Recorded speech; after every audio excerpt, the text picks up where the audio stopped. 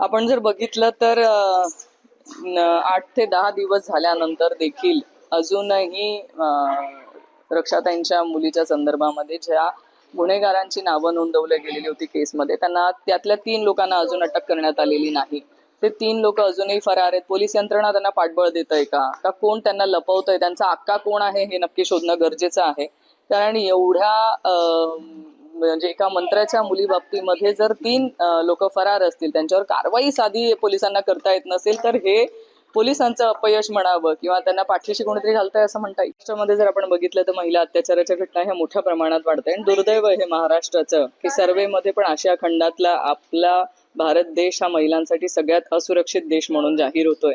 आणि अशा परिस्थितीमध्ये जेव्हा कडक उपाययोजना करणं गरजेची आहे, कडक कायदे करणं गरजेचे आहे, अशा वेळेस राजकारण्यांना किंवा स्वतःचे रस्ते गटारींकडे कसे पैसे मिळवता येतील आणि त्यातनं कसा पैसा खाल्ला जाईल हे सगळ्याकडे जास्त लक्ष दिसतंय. पण आमच्या माता भगिनींच्या सुरक्षिततेकडे त्यांचं लक्ष दिसत नाहीये, कुठेतरी दुर्लक्ष होतंय आणि ह्या घटना वाढतायत. आम्हीच्यासाठी आम्ही वारंवार आंदोलनं करतोय, सरकारला हे निदर्शनात आणून देतोय की आम्हाला सगळ्यात पहिले प्रिऑरिटी ही आमच्या सुरक्षिततेची आहे आणि ती सरकारने द्यावी. तिथे कुठेतरी अपयश दिसतंय सरकारचं.